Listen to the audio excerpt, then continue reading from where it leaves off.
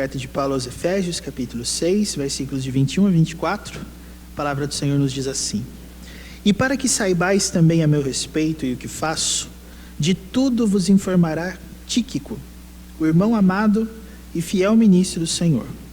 Foi para isso que eu vou-lo enviei, para que saibais a nosso respeito e ele console o vosso coração. Paz seja com os irmãos e amor com fé, da parte de Deus Pai e do Senhor Jesus Cristo. A graça seja com todos os que amam sinceramente a nosso Senhor Jesus Cristo. Amém. Vamos orar mais uma vez, agora pedindo a iluminação do Senhor sobre as nossas vidas. Vamos orar? Querido Deus, nós mais uma vez nos colocamos diante da Tua Palavra com esse objetivo singular e único de que o Senhor fale conosco. Tu sabes, Pai, das nossas necessidades, Tu sabes daquilo que nós temos a enfrentar e pedimos ao Senhor que nos capacites para que dentro do Teu propósito soberano o texto da Tua Palavra fale ao nosso coração. Nós oramos em nome de Jesus. Amém. Um dos maiores pregadores da história recente do cristianismo, um pastor inglês chamado Charles Haddon Spurgeon, ou se você quer a pronúncia no inglês, Charles Haddon Spurgeon, se você for procurar em inglês é assim que você vai ver, pastor do Tabernáculo Metropolitano de Londres, nos idos de 1800 e alguma coisa, século XIX, portanto, a ele são reputadas algumas características ministeriais muito interessantes. Uma delas, irmãos, é que a igreja dele reunia por domingo quase 3.000 pessoas, mas a igreja não tinha sistema de som. Então, para vocês terem uma ideia, que a voz dele era de tal forma potente, e o ambiente era tão preparado para que as pessoas ouvissem a sua pregação, que ele nem mesmo precisava desses aparatos que nós precisamos, né? O microfone, para que a voz seja ampliada e assim todos possam ouvir. Esse homem teve um dos últimos ministérios frutíferos na cidade de Londres, que depois de algum tempo foi consumida pelo secularismo, as igrejas fecharam, foram fechando. Esta igreja que ele pastoreou também hoje se encontra dedicada a outras atividades, mas nos idos dos anos áureos do seu ministério, alguém perguntou para ele: qual é o segredo do seu ministério? E a resposta que ele deu foi a seguinte: o meu povo ora por mim. Quer saber um pouquinho dessa história? É só você ler a pastoral do seu boletim, depois, obviamente, quando você tiver essa oportunidade, e você vai encontrar ali alguns motivos pelos quais você deve orar pelo seu pastor. Mas o que eu quero trazer aqui aos irmãos, uma vez que o texto é mais objetivo, é mais curto, é justamente que dentro do aspecto da conversão, dentro do aspecto do convertido, da vida que nós vivemos como filhos de Deus, em algum momento ou outro nós temos que considerar a importância da intercessão. E eu gosto de pensar nisso, irmãos, porque a oração, nós todos sabemos que ela é fundamental. Mas ao mesmo tempo nós também entendemos que o ritmo da nossa vida de oração é oscilante, é variável. A gente não ora com tanta intensidade em todos os momentos. A gente tem alguns momentos em que nós nos dedicamos mais, outros que nós nos dedicamos menos, e outros ainda que não há qualquer menção ao nome de Deus nas nossas bocas por meio da oração. E nós sabemos que a vida de oração saudável está associada a uma espiritualidade, a uma comunhão com Deus saudável também. E eu gostaria de falar aqui sobre alguns benefícios da intercessão. Eu quero poder mostrar aqui para os irmãos que o convertido precisa orar. E eu quero focar a oração, em especial, na oração uns pelos outros. Várias são as causas da nossa oração, vários são os motivos que nos levam a orar, mas hoje eu queria destacar, com base nesses versículos, irmãos, por que nós devemos orar uns pelos outros. Por que os convertidos devem se dedicar à prática da oração. E é claro que você só vai entender para que serve a oração se você for um convertido. Mas se você não for, você provavelmente vai pensar que a oração é a prática mais estranha do mundo, porque é uma fala direcionada a um Deus que não se faz presente visivelmente.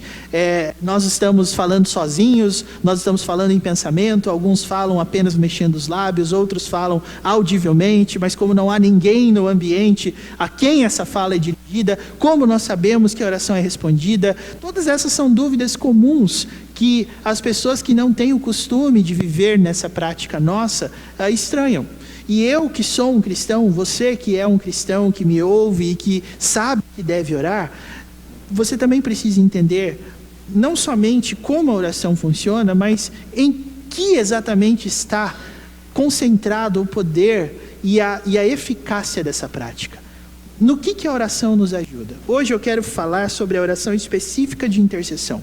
Por que nós devemos orar uns pelos outros? E uma vez que o texto está dividido em duas partezinhas, versículos 21 e 22, depois 23 e 24, quero dar dois motivos para você, pelos quais nós devemos orar uns pelos outros na fé. Eu quero poder mostrar aos irmãos que essa lição é ensinada por meio de uma menção a um homem muito especial, esse homem chamado Tíquico. Esse é um homem, meus irmãos, que Paulo define no versículo 21 como um irmão amado e um fiel ministro do Senhor. É bem provável que Tíquico fosse um pastor designado por Paulo para pastorear alguns dos campos que ele tinha aberto ao longo do seu ministério. Outra menção a Tíquico que você vai encontrar no Novo Testamento é na carta que Paulo escreveu aos Colossenses, no capítulo 4, que é quando ele faz algumas menções a outros nomes, e entre eles está também Tíquico, destacado como um ministro fiel. Agora, o mais importante aqui, meus irmãos, é nós entendermos que Paulo faz essa menção com um propósito. Quem era Tíquico na vida de Paulo? Porque Paulo a gente conhece, né? A gente tem muita informação sobre Paulo, mas a gente não tem muita informação sobre Tíquico. Mas o que eu quero poder mostrar para você é que Paulo só era Paulo por causa de Tíquico. E por causa das pessoas que também usavam a oração a favor do próprio Paulo.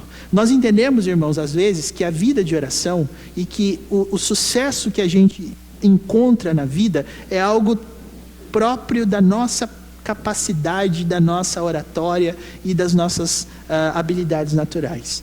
Nós observamos e identificamos os homens de Deus e sempre vemos alguém mais proeminente em alguma área. Nós sabemos que ninguém tem todos os dons, mas com certeza você deve ter críticas, elogios a fazer em relação às pessoas que lideram o trabalho. É bem provável que você às vezes ache que foi bom, às vezes ache que foi ruim, que às vezes pode ser conduzida de uma outra forma, mas o que eu quero poder mostrar para você é que Tíquico é mencionado nessa carta, irmãos, num contexto muito especial. Por que Paulo fala dele aqui? O versículo 22 nos afirma que Tíquico foi enviado por Paulo, então muito provavelmente Paulo havia escrito a carta e Tíquico era o portador dessa carta. Quem entregou a carta que Paulo escreveu para os Efésios nas mãos daqueles irmãos foi Tíquico. E por que o próprio Paulo não pôde fazê-lo naquele momento? Observem aqui que no versículo 20, irmãos, do mesmo capítulo, Paulo está mencionando a condição que ele se encontrava naquela hora. Ele diz no versículo 20 que ele era um embaixador em cadeias. Ou seja, Paulo estava impossibilitado de ir pessoalmente até os Efésios porque ele estava preso. E por que motivo Paulo estava preso? Paulo estava preso porque ele era um pregador de uma mensagem que atrapalhava os planos do império dominante da época, principalmente porque a cultura do cristão era diferente da cultura romana que dominava aquele tempo. Nós estamos falando aqui do primeiro século da era cristã, do ano 1 em diante depois de Cristo. Nós estamos falando aqui do período em que Jesus morre, nasce, morre, ressuscita, ascende aos céus e os apóstolos começam a fazer o seu trabalho. Nós tínhamos ali, irmãos, homens muito dotados. Nós tínhamos ali pessoas que pregavam de uma forma muito poderosa. Mas o que eu quero poder mostrar para você é que também existiam irmãos que oravam. E o apóstolo Paulo afirma que a oração no ministério dele era a grande fonte do poder da sua pregação. Por que a pregação de Paulo convertia vidas? Porque basicamente as pessoas oravam para que a pregação de Paulo convertesse vidas. Observe como ele fala isso no próprio capítulo 6. O versículo de número 17, que é a parte final aqui da relação da armadura de Deus, dos itens da armadura de Deus, que também é um excelente tema para estudo, diga-se de passagem, não é? No versículo 17, o texto nos fala: tomai também o capacete da salvação e a espada do Espírito, que é a palavra de Deus. E aí, junto do capacete e da espada, Paulo menciona o que no versículo 18? Está percebendo? Não é só uma questão de usar a Bíblia e de defender a sua fé, mas é uma questão de aliar a pregação da palavra, a oração e a súplica. E o apóstolo Paulo, meus irmãos, pede dois motivos básicos de oração nesses versículos. O 18 diz que ele está pedindo oração e súplica para que as pessoas orassem no Espírito e vigiassem com toda perseverança e súplica, primeiro, por quem? Por todos os santos, é a primeira. E o segundo motivo, no versículo 19, e também por mim. Percebam, irmãos, que Paulo se encontrava numa situação onde ele poderia reavaliar o seu ministério. Ele estava preso, injustamente, não era um criminoso. Mas o apóstolo Paulo pede para que aqueles irmãos orem, por quê? Porque ele entendia, entre outras coisas, que o fato de ele estar numa prisão não impedia que o evangelho fosse pregado. Muito pelo contrário, o evangelho poderia ser pregado, às vezes, a pessoas com as quais ele não poderia ter outro contato, senão por meio da prisão. Então o apóstolo Paulo pede as orações daqueles irmãos, no versículo 20, para que ele seja ousado para falar. Percebam, irmãos, que a tarefa da pregação do Evangelho, a eficácia da pregação do Evangelho em converter corações, não é uma coisa relacionada apenas à capacidade de quem está falando, mas à intensidade do povo que ora para que o Evangelho faça aquilo que é parte dele. Nós estamos falando de um corpo que age em conjunto, assim como toda armadura tem as suas peças. Não adianta ter espada sem escudo, não adianta ter escudo sem espada, não adianta ter escudo e espada e não ter capacete, não ter couraça, não ter sandálias. Tudo faz parte de um conjunto que opera com toda a redundância possível em conjunto. Então nós não veremos, meus irmãos, o sucesso da pregação do Evangelho, a menos que nós estejamos totalmente comprometidos com ele, cada um fazendo a sua parte. Se você não é o que vai pregar, você deve orar por quem está pregando. Se você não vai ser o responsável por conduzir o trabalho em alguma medida, você vai ser aquele que estará orando para que o trabalho possa funcionar. Irmãos, o apóstolo Paulo tem na prática da intercessão, e aqui nós temos a citação de Tíquico, justamente para que ele fosse um portador de boas notícias. Então, esse é o primeiro ponto que eu gostaria de destacar aqui. Por que o convertido deve orar uns pelos outros? Por que a gente deve fazer isso? O versículo 22, meus irmãos, nos diz: foi para isso que eu enviei. Para isso o quê? Para que saibais a nosso respeito e ele console o vosso coração. Tíquico deveria ser portador de uma notícia difícil. Paulo está preso. Mas ao mesmo tempo, Tíquico deveria dizer: mas Paulo está bem. Ele está firme. Ele sabe que ele está lá pelo propósito de Deus. E ele sabe que ele está lá para cumprir o propósito que Deus colocou na mão dele como um pregador do Evangelho. Quem é que deveria dar essa notícia para aqueles irmãos? Tíquico. Por isso, irmãos, observem que a prática da intercessão, que às vezes é silenciosa, que às vezes é individual, que às vezes a gente faz num recôndito do nosso quarto, no ambiente que a gente está, esse tipo de prática é justamente o que leva homens como Paulo, como Spurgeon e como todos os outros pregadores que nós conhecemos a terem sucesso no seu ministério. E aqui nós não estamos falando de igrejas lotadas, nós estamos falando de almas salvas. É isso, irmãos, que Tíquico deveria transmitir aos Efésios. Não se preocupem em me tirar da cadeia. Se preocupem apenas em fazer com que eu tenha forças para continuar pregando. E é por isso que nós devemos interceder uns pelos outros, irmãos. Porque a igreja deve prosseguir. A igreja deve continuar.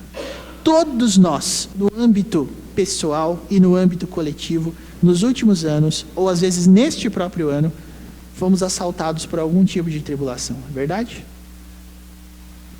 Você talvez termine 2019 pensando assim: que ano.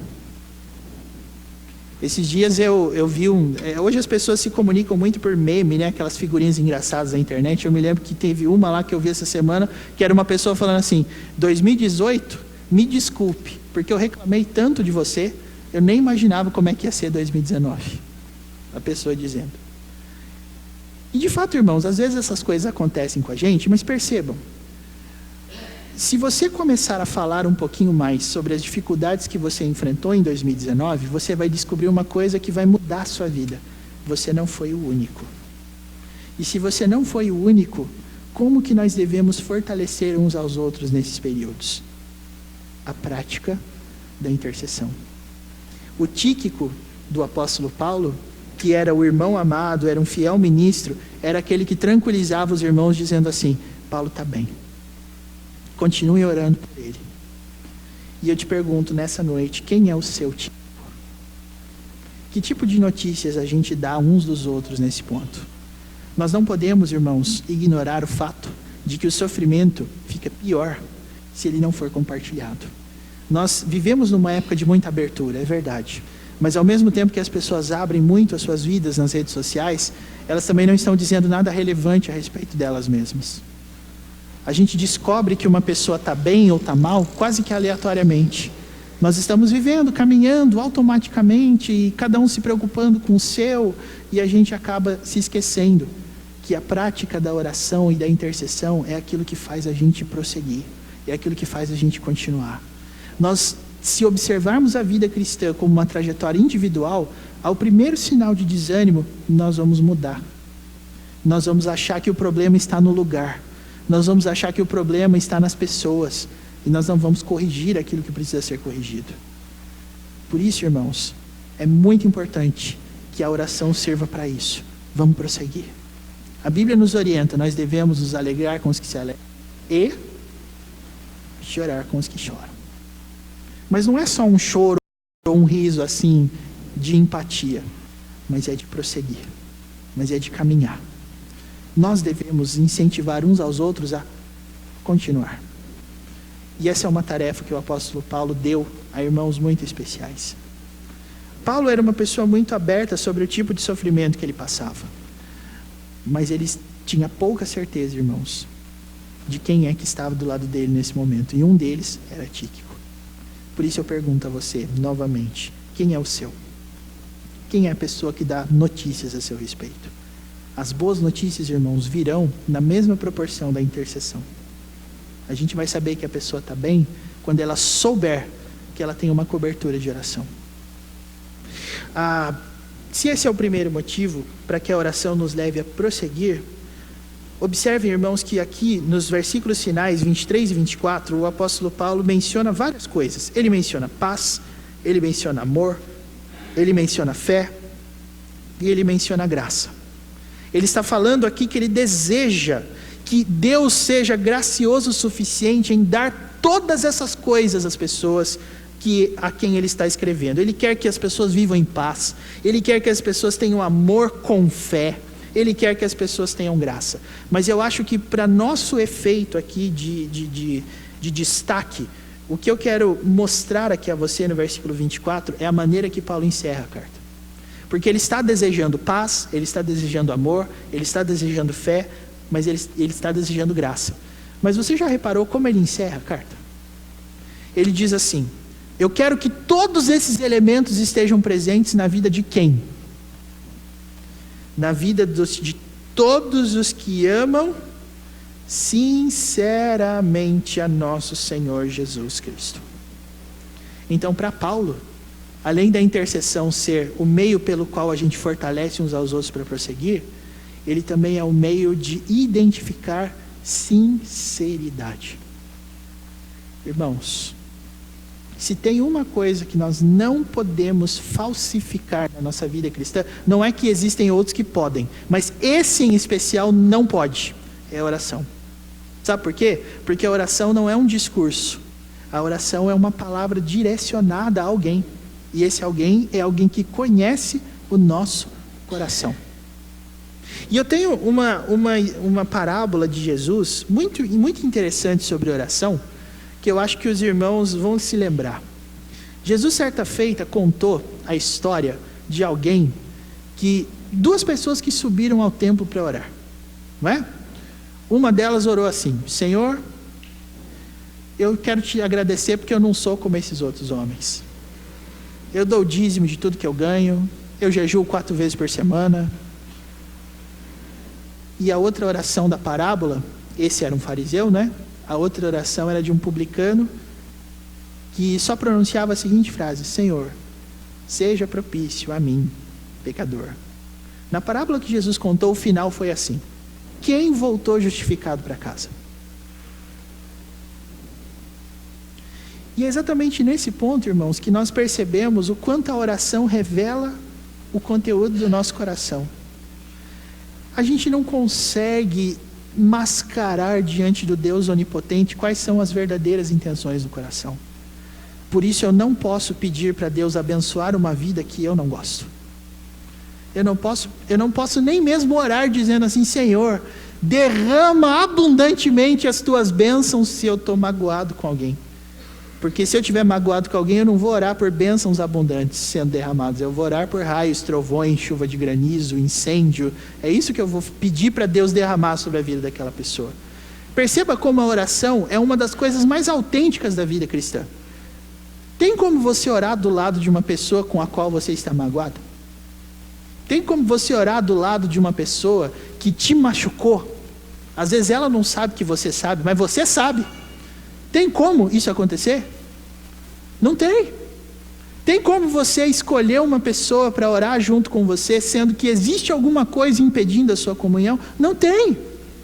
Por isso que o apóstolo Paulo vai dizer: irmãos, paz, amor, fé e graça é só na vida das pessoas que amam sinceramente ao Senhor Jesus Cristo. Como é que a gente vai saber, entre outras coisas, aonde existe essa sinceridade? É onde existe intercessão. E aqui eu preciso falar sobre algo, e tudo isso que eu já disse é algo bastante difícil e complicado, mas vejam, irmãos, em qual momento da vida de Jesus ele menciona a oração lá no Sermão do Monte? Lembra? Amai os vossos inimigos e orai pelos que vos perseguem. Você viu quanto isso mexe com a gente?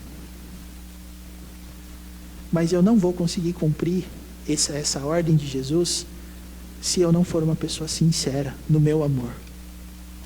E é exatamente aqui que nós vamos perceber, irmãos. Você já percebeu que existem ocasiões nas quais a gente não quer o sucesso das pessoas? Você já percebeu que às vezes há ocasiões onde a gente não deseja que as pessoas progridam? A gente deseja que elas caiam e quebrem a cara, porque elas fizeram alguma coisa, porque elas nos magoaram. A gente às vezes fica de olho nas redes sociais para a gente ver alguma coisa para depois dizer: ah lá, eu sabia, eu falei, aconteceu tudo que eu ia falar. Nós somos assim, irmãos. Mas o apóstolo Paulo quer que a gente trate a oração de uma maneira diferente. Ele diz assim: é agora que nós vamos saber quem é sincero aqui. E aí eu quero te perguntar isso. Uma vida sem qualquer sinceridade vai viver em paz, amor, fé e graça? Tem como uma pessoa que não é sincera no seu amor por Cristo viver em paz, ter amor, ter fé e desfrutar da graça? Não tem. Então tudo isso é a maneira que nós vamos observar o nível da sinceridade da nossa fé. Por isso a oração vai nos ajudar. Aqui não é uma coisa para você pensar agora, mas é para que você, a partir da iluminação do Espírito, comece a pensar. Quando você olha aqui para os santos que convivem com você, não é? Quando você convive com o meio onde você está, qual é o desejo que você tem de que estes santos, de que essas vidas progridam na fé? Qual é o desejo que você tem para que esse trabalho cresça, se desenvolva? Você vai perceber isso a partir da prática da oração por essas pessoas. Eu não conheço um caso, onde uma pessoa que quer que a outra caia ora pelas bênçãos de Deus sobre a vida dela. Não tem como, não tem jeito. Por isso, irmãos, se nós amamos de fato a igreja, se nós amamos de fato a Cristo, sinceramente, nós precisamos orar. Simples assim. Acho que é a primeira vez que eu consigo no culto da noite pregar 20 minutos. Glória a Deus, alguns estão dizendo aí, né? Mas o recado hoje, irmãos, era esse mesmo. Não tinha nada diferente disso. Nós precisamos orar. O apóstolo Paulo termina a carta que ele escreveu aos Efésios falando isso. E eu gostaria que nós usássemos esses versículos para que nós entendêssemos. As nossas orações vão nos dizer qual é o estado de saúde da nossa vida com Deus. Você quer que a sua igreja cresça? Então ore. Você quer que os seus irmãos progridam na fé? Então ore. Você quer que as pessoas mudem a conduta de vida delas, se arrependam de qualquer coisa que elas precisam se arrepender? Você quer? Então ore. Você quer que as pessoas desfrutem das bênçãos, da paz, do amor, da fé e da graça de Deus? Você quer? Então ore. Então ore. Aqui não sou eu que vou dizer a quantas anda a sua vida de oração, mas é a partir daquilo que Deus está operando nos corações de todos nós é que nós vamos dizer qual é o nosso nível de comprometimento com a fé, com o amor, com a graça e com os santos que estão aqui habitando com a gente. Irmãos, eu quero que essa igreja cresça. Você também quer, eu sei que você quer. Eu não sei se você sabia, mas de algumas formas ou de outras a gente vê pessoas que são tão magoadas, não com esta igreja, mas com a igreja como um todo, não querem saber da igreja. E a gente percebe muito ressentimento nas palavras dessas pessoas. Em muitos momentos a gente olha para alguns que dizem assim, aquilo ali não tem jeito mais, aquilo ali vai fechar. Ali pode abandonar, pode largar a mão, que não vai para frente. Irmãos, o apóstolo Paulo orava dentro da cadeia para que Deus desse a ele intrepidez para continuar pregando. E se eu posso pedir fazer um pedido de oração para os irmãos, eu quero que os irmãos orem exatamente por isso. A gente luta contra coisas muito maiores do que você pode imaginar. Muito maiores. A nossa luta, Paulo diz no capítulo 6, no versículo 12, não é contra o sangue e a carne, mas é contra o quê? Contra os principados e potestades, os dominadores deste mundo tenebroso. A armadura de Deus, irmãos, é eficaz com a oração. Então, se você tem a espada numa mão, o escudo na outra, o capacete, as sandálias, a couraça, agora é a hora de você usar a sua arma fundamental, a armadura. Deus só é eficaz com oração e com súplica. É assim que a gente vai ver a nossa igreja crescendo. Sabe por quê? Porque quando você começar a perceber vidas sendo transformadas, quando você começar a perceber pessoas mudando e sendo transformadas, quando você perceber o ambiente da casa de Deus sendo transformado, você vai poder dizer assim, Deus respondeu a minha oração. Que essa seja a nossa oração, meus irmãos. Você quer que essa igreja cresça? Então ore. Deus os abençoe.